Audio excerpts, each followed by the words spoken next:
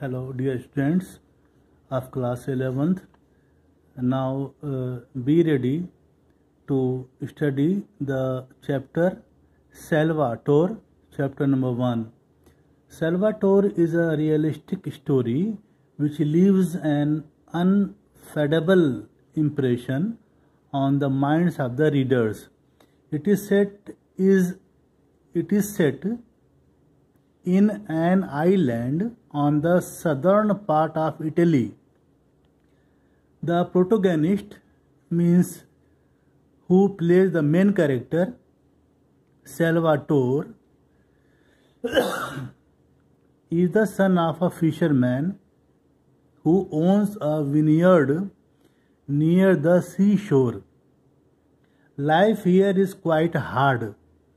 At a distance of 6 to 7 miles from here are the fishing grounds where the fishermen go in their boats, catch the fish and row back again in order to sell the catch in time for it to go on the early boat to Naples. The island is full of natural beauty. Foreigners come down to bathe in the sea and enjoy the sight of Italian fishermen resting on the rocks like lazy devils. This was the setting of the story. Now here Salvatore, the narrator, says here, I wonder if I can do it. Something that causes amazement. Here, I wonder if I can do it. The narrator says here. I means a narrator here. Something that comes amazement. I knew Salvatore first. The narrator, knew Salvatore first when he was a boy of 15. With a pleasant face, a laughing mouth and carefree eyes. These are the characteristics of Salvatore. He used to spend the morning lying about the beach with next to nothing on, and his brown body was as thin as a rail. He was a very bony person. He was a bony lad. He was full of grace. He was in and out of the sea, all the time swimming with the clumsy,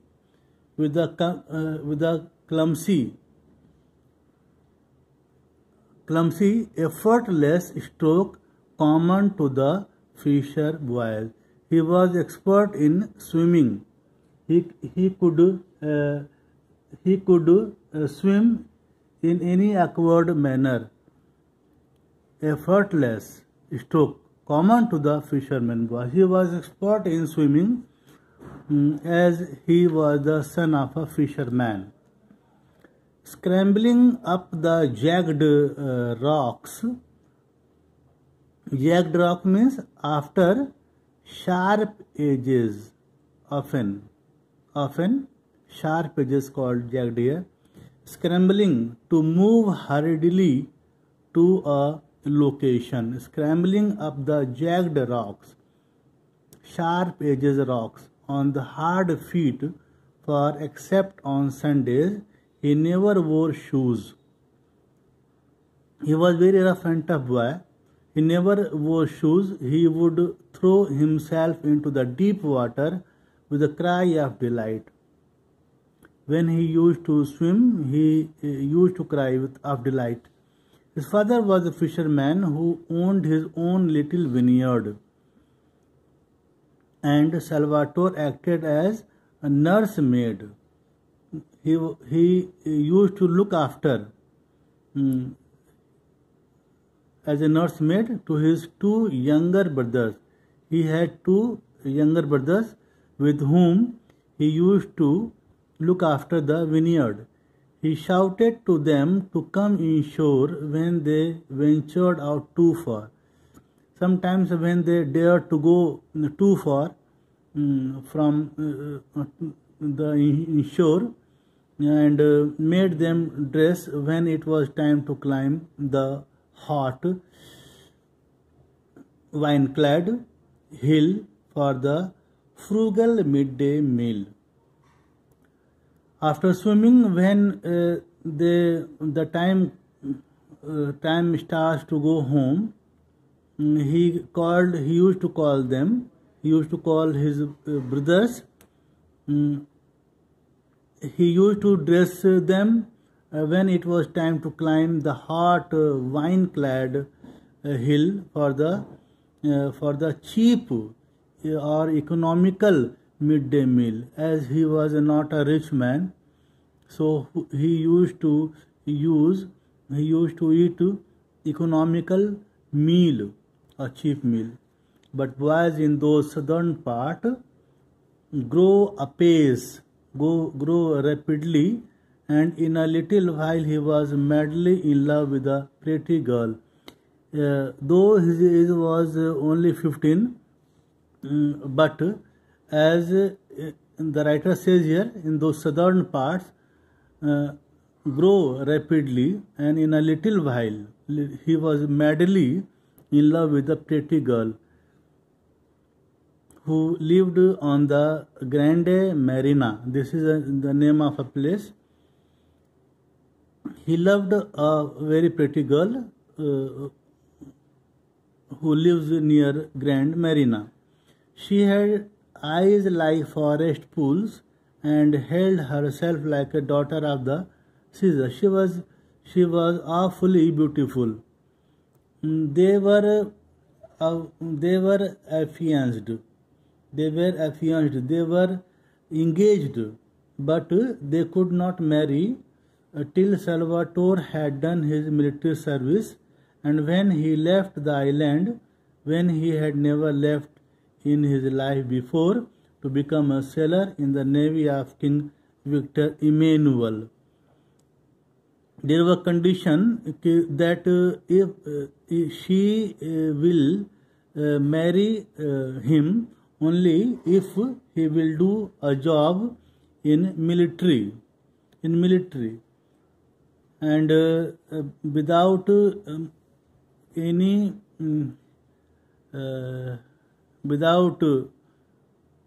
you can say unwillingly, reluctantly, he left the island which he had never left.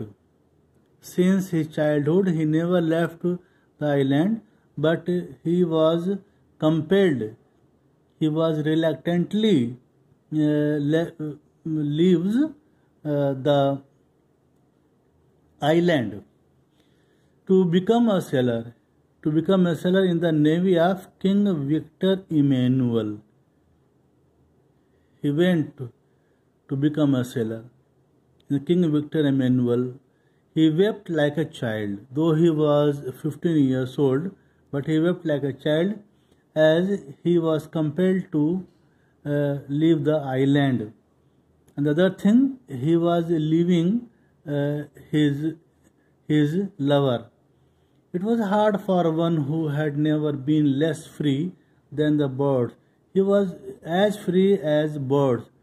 To be at the beck and call of others, it was harder still to live in a battleship with strangers instead of in a little white cottage among the vines. He liked to live in the cottage among the vine than to live in a battleship. And when he was ashore, he walked in noisy, friendless cities with streets so crowded that he was frightened to cross them. There, when he became a sailor, there were no friends. He was not familiar with the streets and the crowd. When he had been used to silent paths and the mountains and the sea. When he had been used to silent paths there was crowded when he went to for a job, and then mountains and the sea. I suppose the narrator says, I suppose it had never struck him that Ischia, which he looked every evening, it was like a fairy island in the sunset.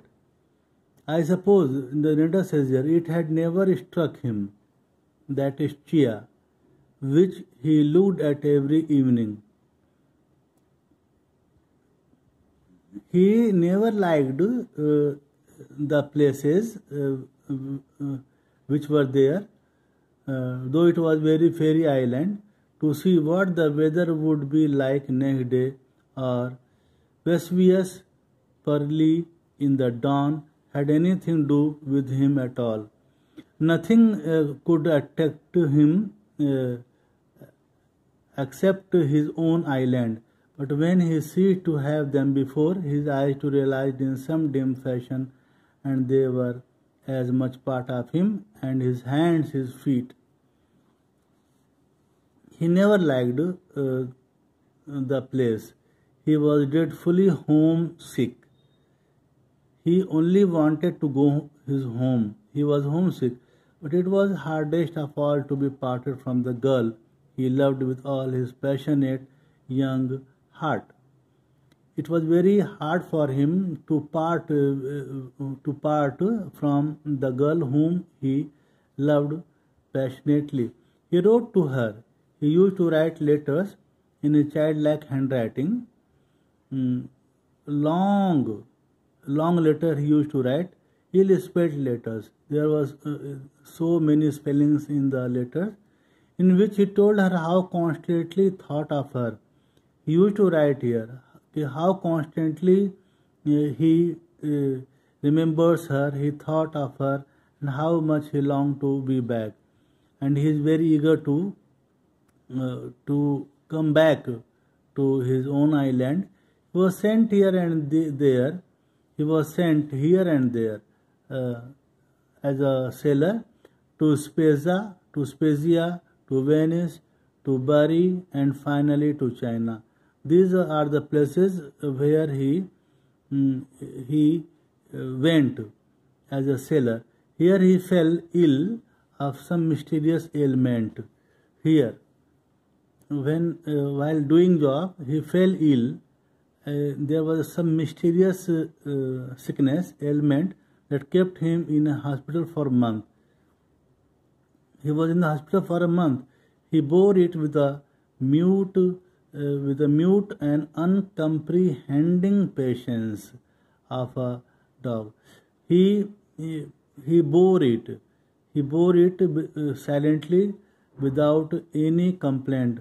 When he learned that it was a form of rheumatism is a kind of disease, a disease that makes the joints stiff, that made him until for further service his heart exulted, felt very happy when he knew that he is suffering from rheumatism, and he will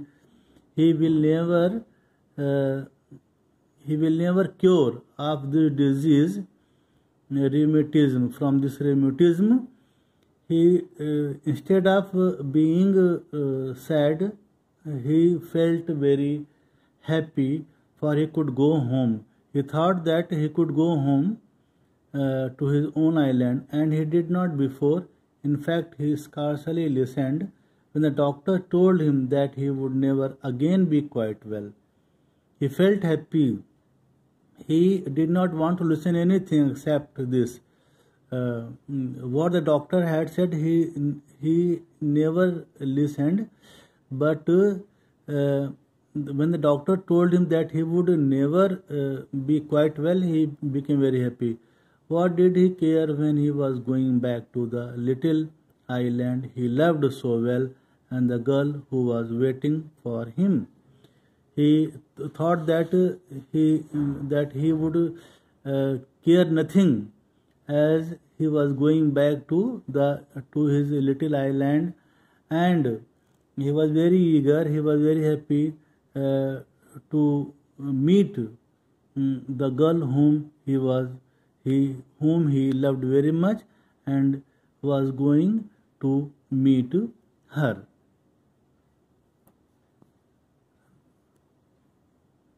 Next time you will study the next paragraphs.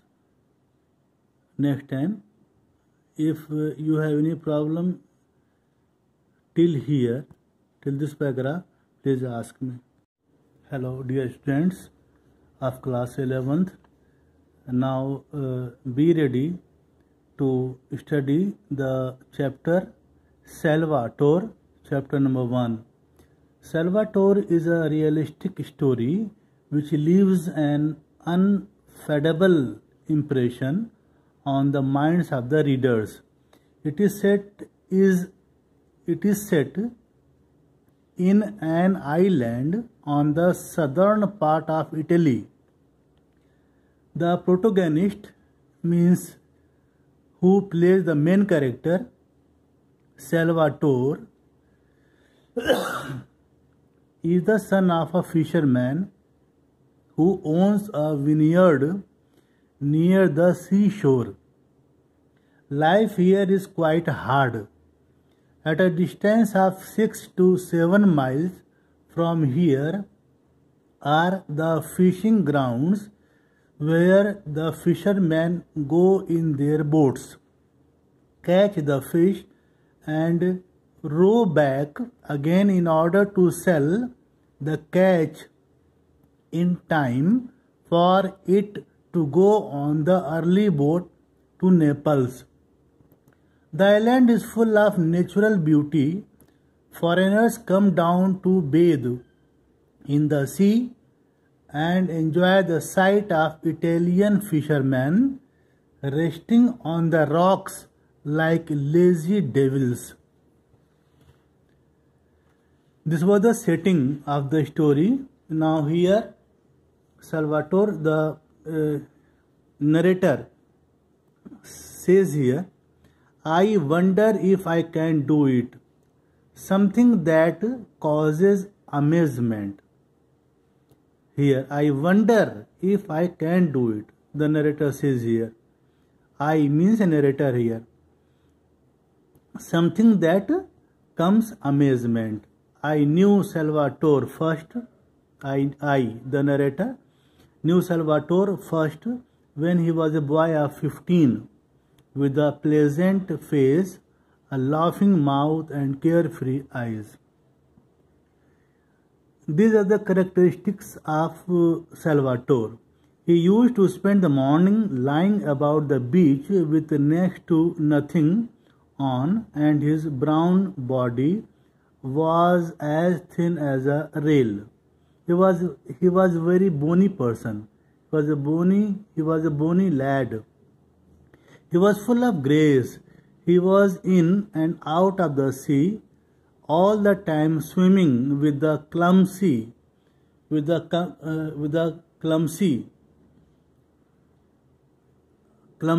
effortless stroke common to the fisher boys. He was expert in swimming. He could swim in any awkward manner. Effortless stroke common to the fisherman boy. He was expert in swimming, as he was the son of a fisherman. Scrambling up the jagged rocks.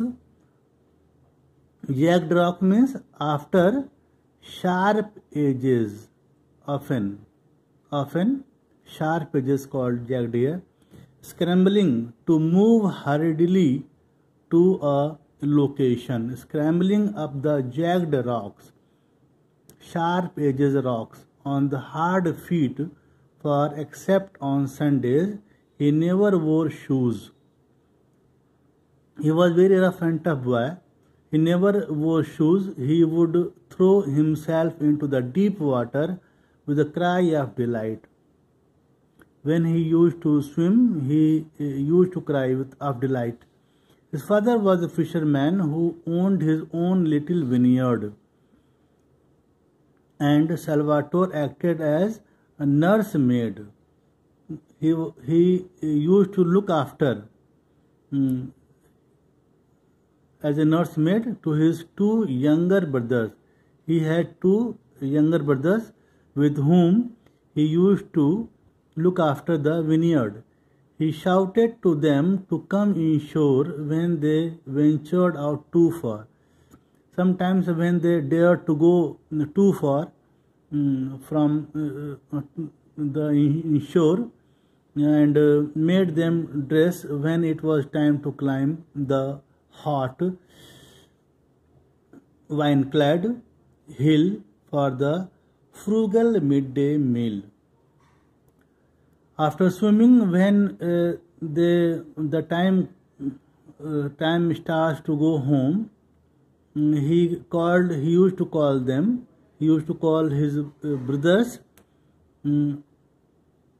He used to dress them when it was time to climb the hot vine-clad hill for the cheap or economical midday meal. As he was not a rich man, so he used to eat economical meal, a cheap meal. But boys in those southern part grow rapidly, and in a little while he was madly in love with a pretty girl. Though his age was only 15, but as the writer says here, in those southern parts grow rapidly, and in a little while he was madly in love with a pretty girl who lived on the Grande Marina. This is the name of a place. He loved a very pretty girl who lives near Grand Marina.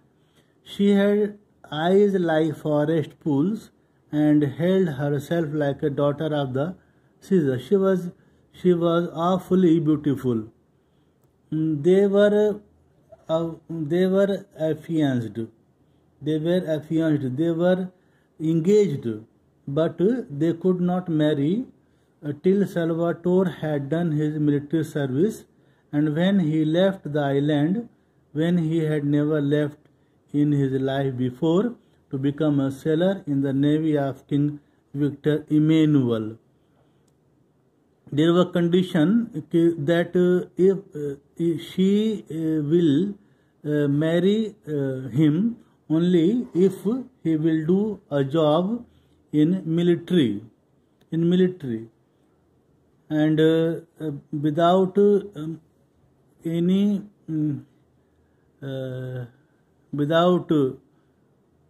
you can say unwillingly, reluctantly, he left the island which he had never left. Since his childhood, he never left the island, but he was compelled. He was reluctantly leaves the island to become a sailor. In the navy of King Victor Emmanuel.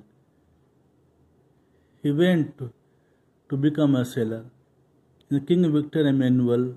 He wept like a child, though he was 15 years old, but he wept like a child as he was compelled to leave the island.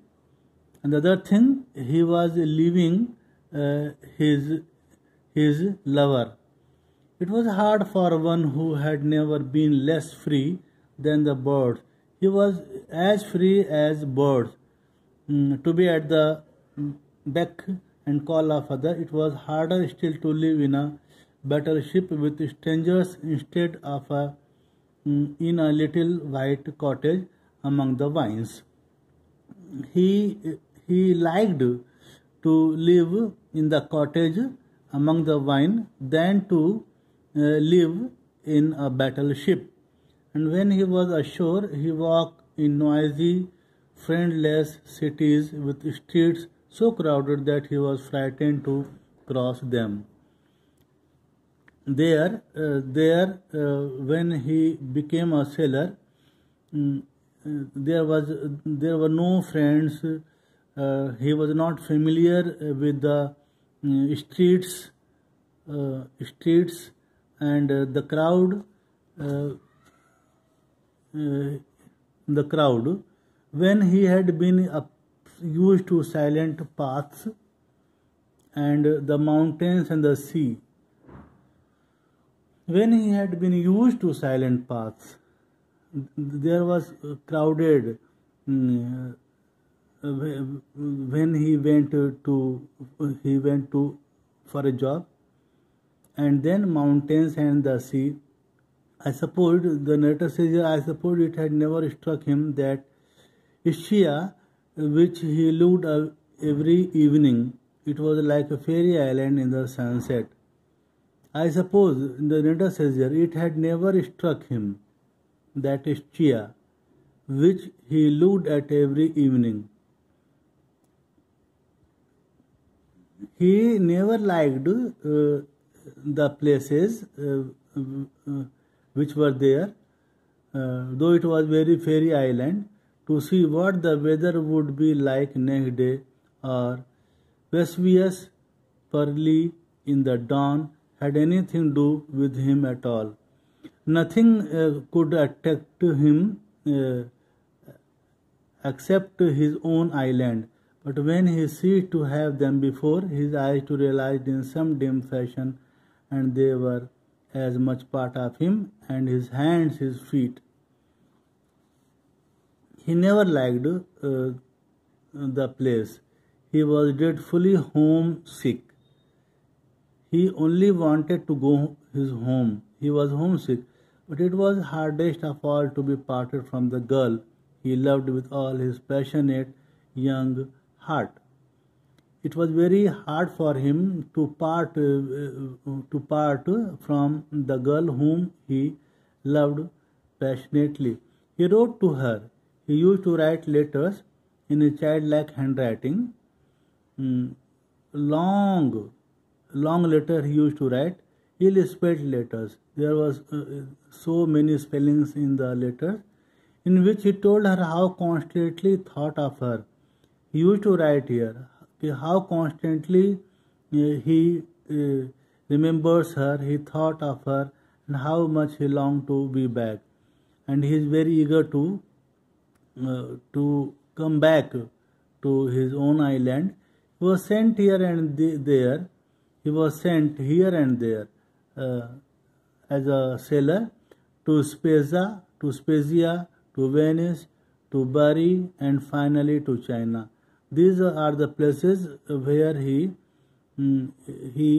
went as a sailor. Here he fell ill of some mysterious ailment.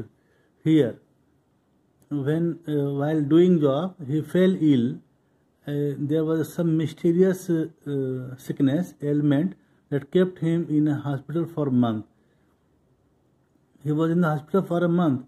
He bore it with a mute and uncomprehending patience of a dog. He bore it. He bore it silently, without any complaint. When he learned that it was a form of rheumatism is a kind of disease, a disease that makes the joints stiff. That made him, until for further service, his heart exulted. Felt very happy when he knew that he is suffering from rheumatism, and he will never cure of the disease, rheumatism. From this rheumatism, he instead of being sad, he felt very happy, for he could go home. He thought that he could go home to his own island, and he did not before. In fact, he scarcely listened when the doctor told him that he would never again be quite well. He felt happy. He did not want to listen anything except this. What the doctor had said, he never listened. But when the doctor told him that he would never be quite well, he became very happy. What did he care when he was going back to the little island he loved so well and the girl who was waiting for him? He thought that he would care nothing as he was going back to his little island, and he was very eager. He was very happy to meet the girl whom he loved very much, and was going to meet her.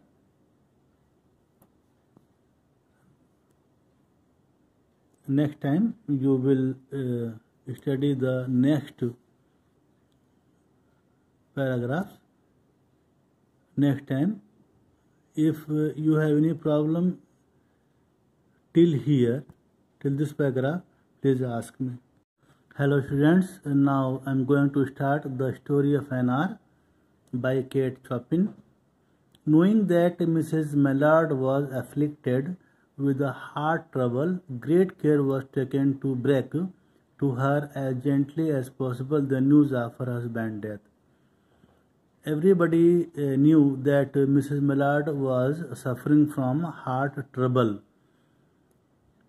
So when her husband died, the news of her husband's death was given to her very cautiously with great care, as gently as possible. The news of her husband's death was given to her. It was her sister Josephine who told her in broken sentence. Josephine, the sister of Mrs. Mallard, told her in hesitatingly sentences, veiled, concealed hints that she did not inform her directly, concealed hints that revealed in half concealing, hiding her husband friend, Mrs. Mallard's husband friend Richards was there too when the news was being given to Mrs. Mallard. It was he who had been in the newspaper office, Mr. Richards, who had been in the newspaper office when intelligence of the railroad disaster was received. When the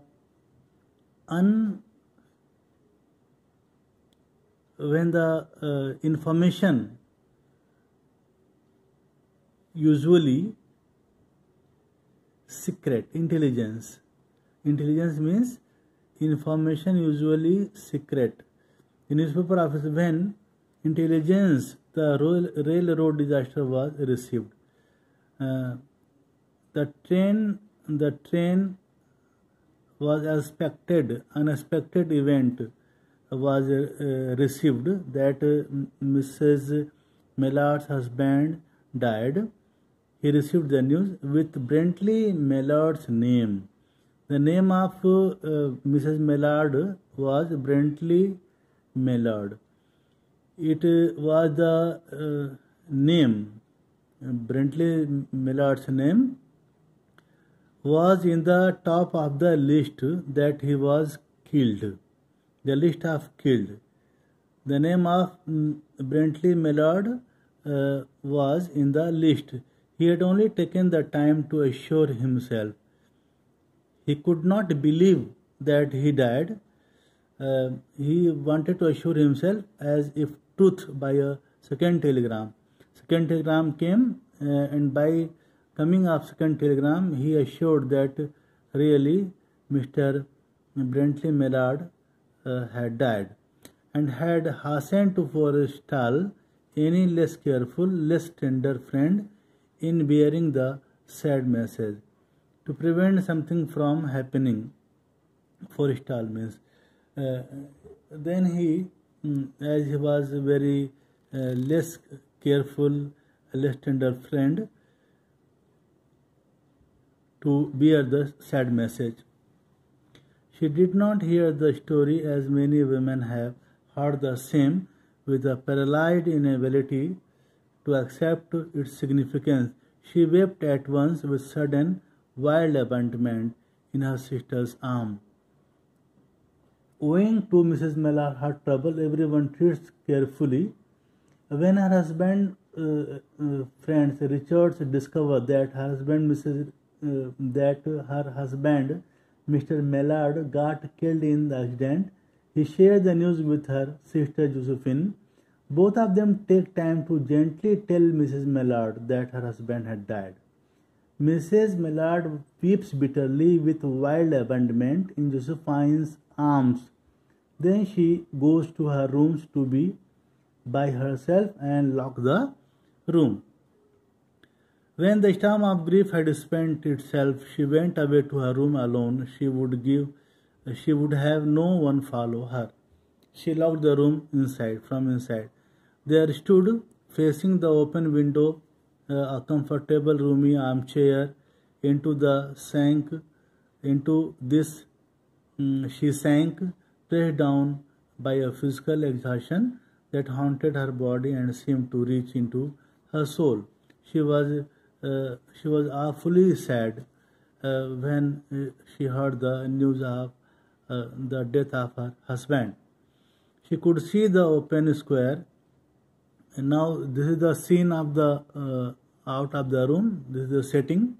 She could see in the open square before her house the tops of trees, and were all aquiver, excited with the new spring life. The delicious breath of rain was in the air. In the street below, a peddler was crying his wares, selling his wares.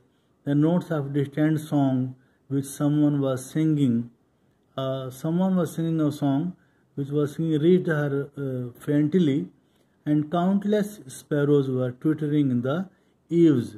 Lower edge of a eaves means leaves means eaves. Eaves means lower edge of a roof.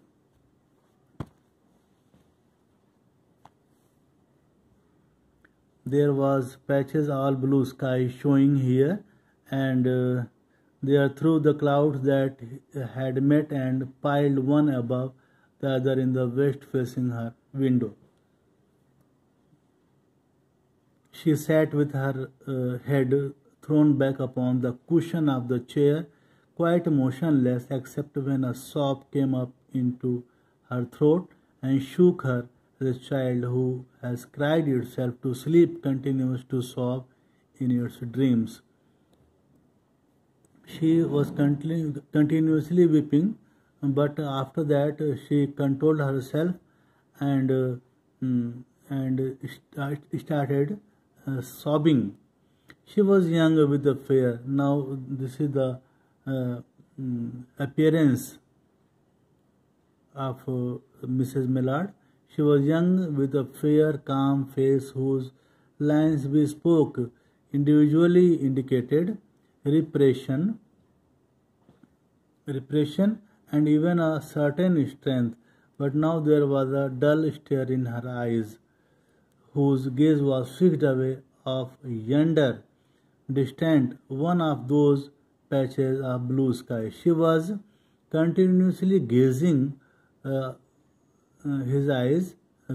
continuously gazing with her eyes distant, fixed away of distant patches of blue sky. It was not a glance of reflection, but rather indicated a suspension of intelligent thought.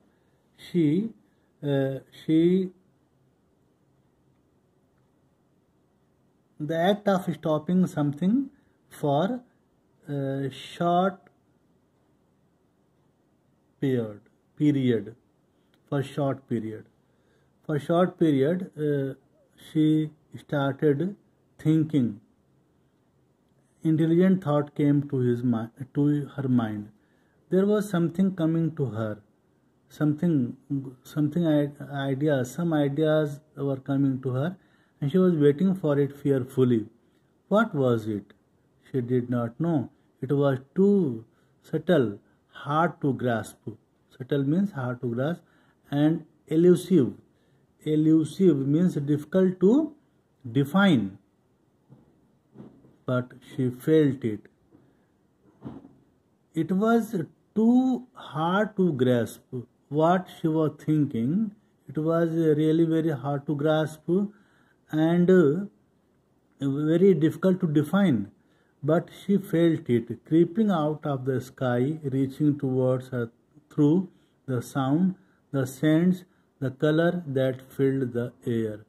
Some ideas were coming in her mind. When she controlled herself, she relaxed herself, some ideas were coming to her mind. What were the ideas and what did she do? You will study next day. Thank you so much.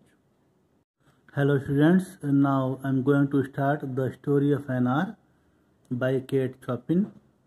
Knowing that Mrs. Mallard was afflicted with a heart trouble, great care was taken to break to her as gently as possible the news of her husband's death. Everybody knew that Mrs. Mallard was suffering from heart trouble.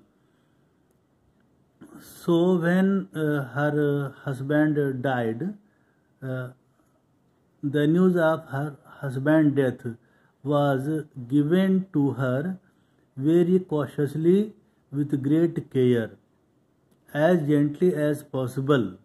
The news of her husband's death was given to her.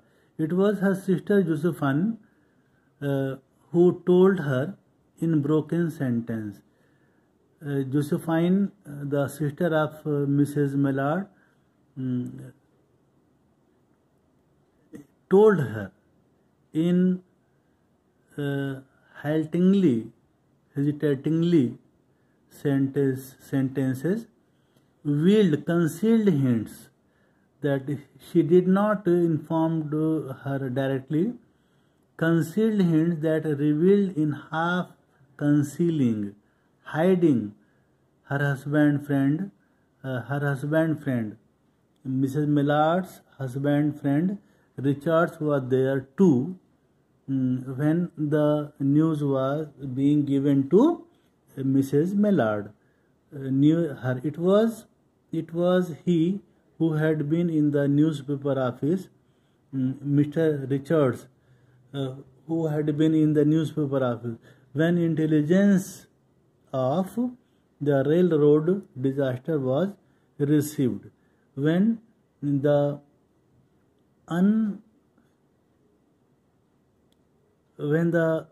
information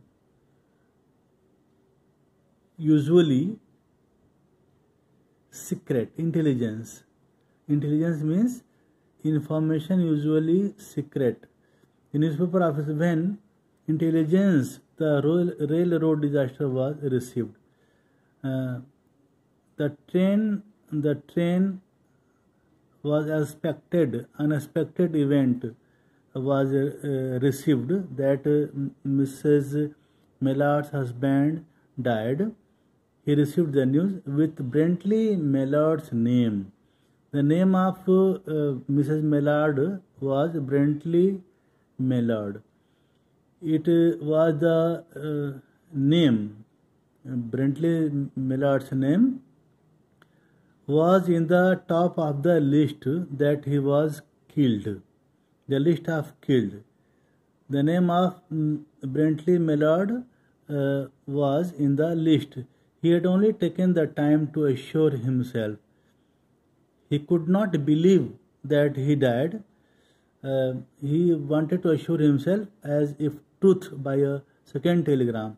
Second telegram came and by coming of second telegram, he assured that really Mr. Bentley Mellard had died, and had hastened to forestall any less careful, less tender friend in bearing the sad message. To prevent something from happening, forestall means. Uh, then he, as he was very less careful, less tender friend, to bear the sad message. She did not hear the story as many women have heard the same, with a paralyzed inability to accept its significance. She wept at once with sudden, wild abandonment in her sister's arms. Owing to Mrs. Mellor her trouble, everyone treats carefully. When her husband friends Richards discovered that her husband Mr. Mellard got killed in the accident, he shared the news with her sister Josephine. Both of them take time to gently tell Mrs. Mellard that her husband had died. Mrs. Mellard weeps bitterly with wild abandonment in Josephine's arms. Then she goes to her rooms to be by herself and lock the room. When the storm of grief had spent itself, she went away to her room alone. She would have no one follow her. She locked the room from inside. There stood, facing the open window, a comfortable roomy armchair. Into this she sank, pressed down by a physical exhaustion that haunted her body and seemed to reach into her soul. She was awfully sad when she heard the news of the death of her husband. She could see the open square. And now this is the scene of the out of the room. This is the setting. She could see in the open square before her house the tops of trees, and were all aquiver, excited with the new spring life. The delicious breath of rain was in the air. In the street below, a peddler was crying his wares, selling his wares. The notes of distant song which someone was singing a song which was singing reached her faintly, and countless sparrows were twittering in the eaves. Lower edge of a eaves means leaves means eaves. Eaves means lower edge of a roof.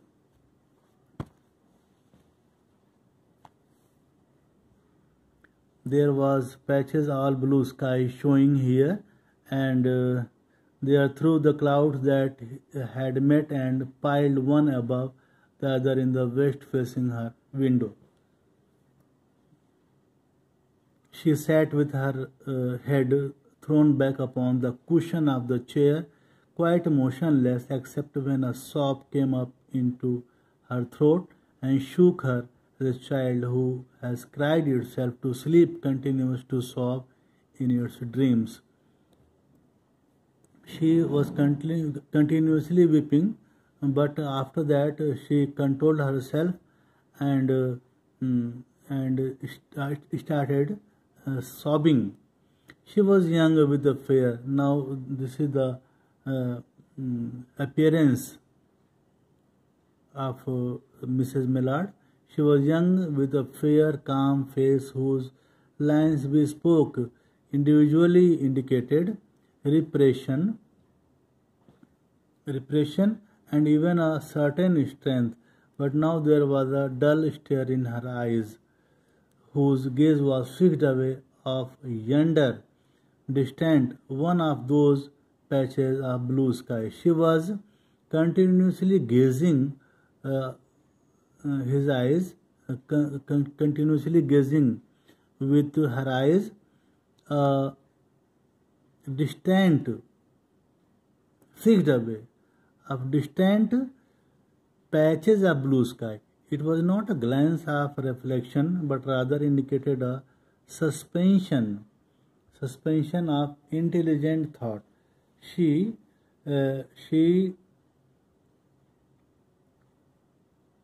the act of stopping something for a short period. For short period, she started thinking. Intelligent thought came to her mind. There was something coming to her. Some ideas were coming to her, and she was waiting for it fearfully. What was it? She did not know. It was too subtle, hard to grasp. Subtle means hard to grasp, and elusive. Elusive means difficult to define. But she felt it. It was too hard to grasp what she was thinking. It was really very hard to grasp and very difficult to define. But she felt it creeping out of the sky, reaching towards her through the sound, the scents, the color that filled the air. Some ideas were coming in her mind. When she controlled herself, she relaxed herself, some ideas were coming to her mind. What were the ideas and what did she do? You will study next day. Thank you so much. Hello dear students of class 11th. Now be ready to study the chapter Salvatore, chapter number 1. Salvatore is a realistic story which leaves an unfadable impression on the minds of the readers. It is set in an island on the southern part of Italy.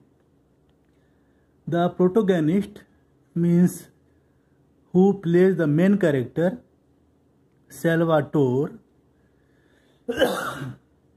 is the son of a fisherman who owns a vineyard near the seashore. Life here is quite hard. At a distance of 6 to 7 miles from here are the fishing grounds where the fishermen go in their boats, catch the fish and row back again in order to sell the catch in time for it to go on the early boat to Naples. The island is full of natural beauty. Foreigners come down to bathe in the sea and enjoy the sight of Italian fishermen resting on the rocks like lazy devils. This was the setting of the story. Now here Salvatore, the narrator, says here, I wonder if I can do it. Something that causes amazement. Here, I wonder if I can do it. The narrator says here. I means a narrator here. Something that comes amazement. I knew Salvatore first. The narrator, knew Salvatore first when he was a boy of 15 with a pleasant face, a laughing mouth and carefree eyes. These are the characteristics of Salvatore. He used to spend the morning lying about the beach with next to nothing on, and his brown body was as thin as a rail. He was a very bony person. He was a bony lad. He was full of grace. He was in and out of the sea all the time, swimming with the clumsy,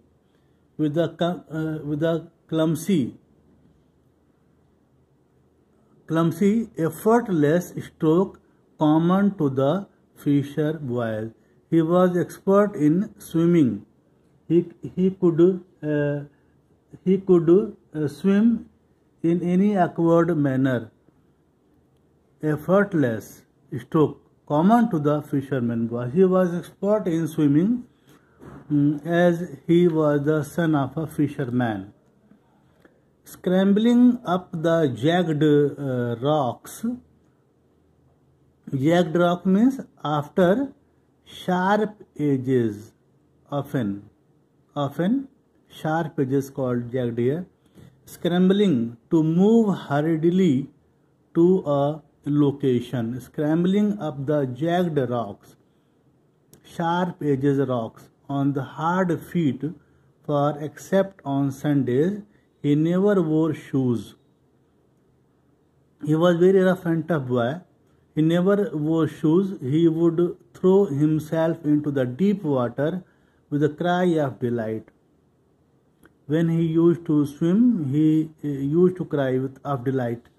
His father was a fisherman who owned his own little vineyard, and Salvatore acted as a nursemaid. He used to look after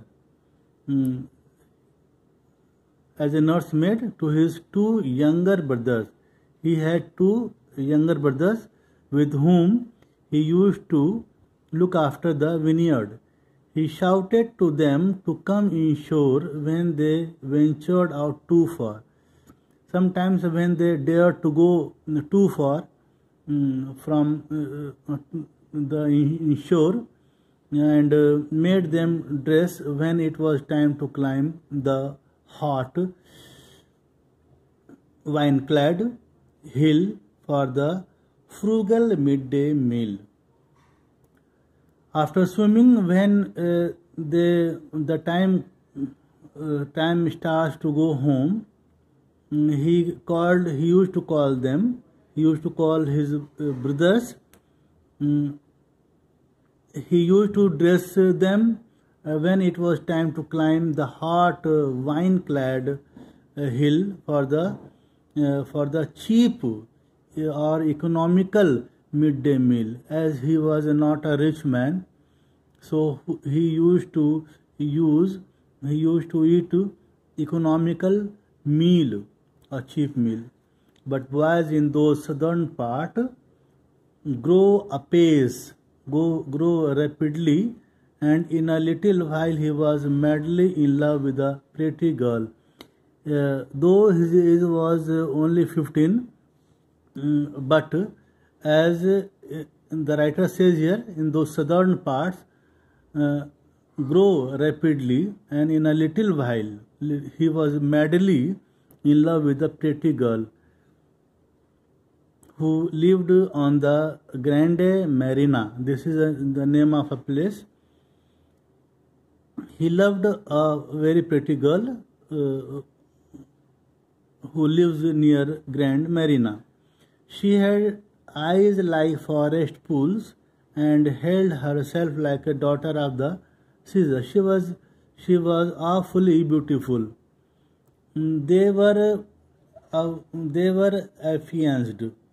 They were engaged, but they could not marry till Salvatore had done his military service, and when he left the island, when he had never left in his life before, to become a sailor in the navy of King Victor Emmanuel. There was a condition that if she will marry him only if he will do a job in military, and without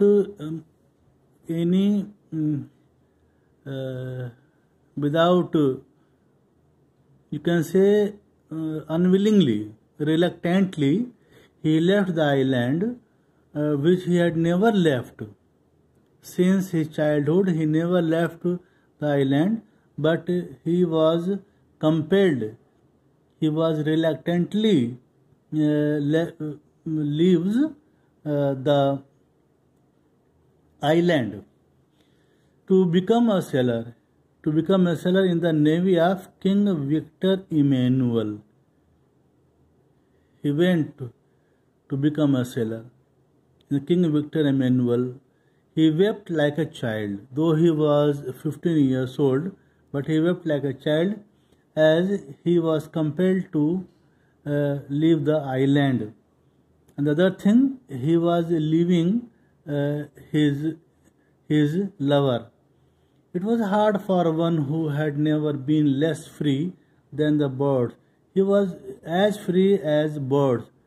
To be at the beck and call of others, it was harder still to live in a battleship with strangers instead of in a little white cottage among the vines. He liked to live in the cottage among the vine than to live in a battleship. And when he was ashore, he walked in noisy, friendless cities with streets so crowded that he was frightened to cross them. When he became a sailor, there were no friends. He was not familiar with the streets, and the crowd.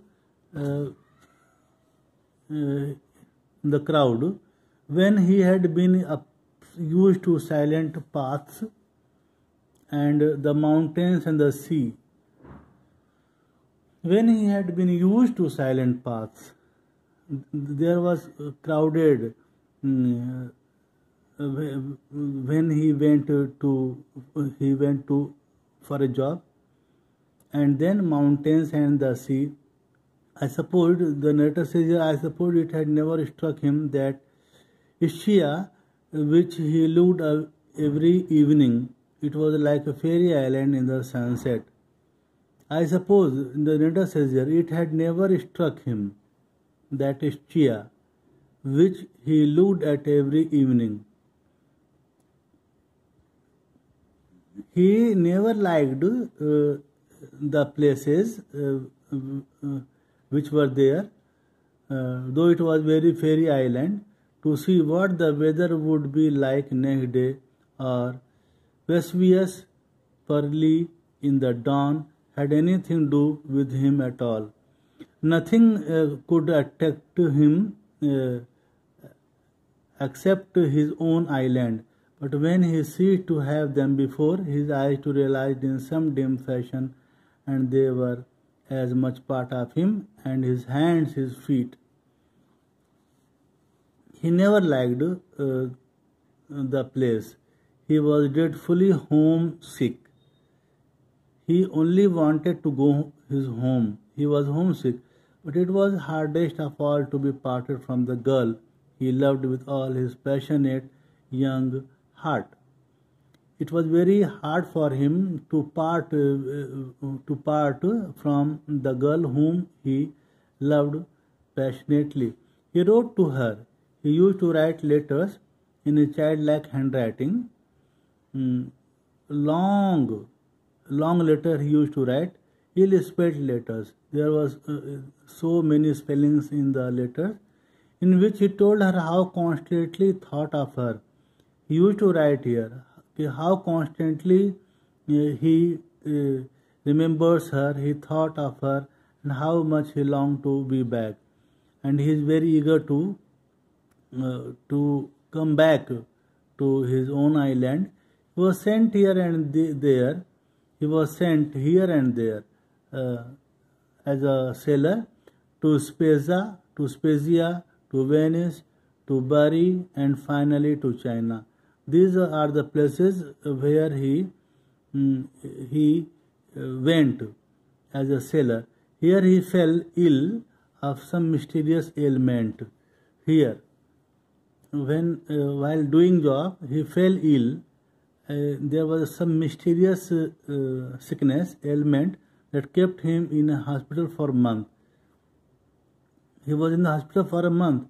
He bore it with a mute and uncomprehending patience of a dog.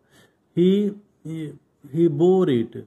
He bore it silently without any complaint. When he learned that it was a form of rheumatism, rheumatism is a kind of disease, a disease that makes the joints stiff. That made him until for further service his heart exulted, felt very happy when he knew that he is suffering from rheumatism, and he will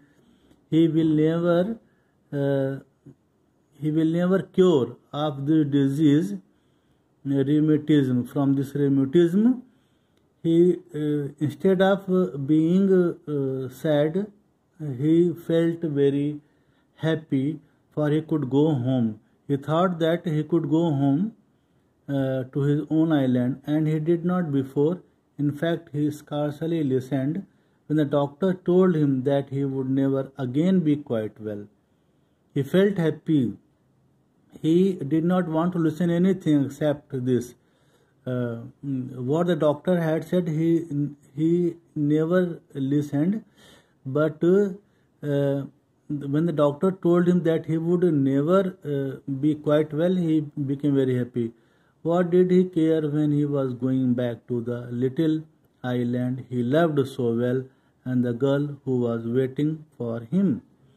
He thought that he would care nothing, as he was going back to his little island, and he was very eager. He was very happy to meet the girl whom he loved very much, and was going to meet her.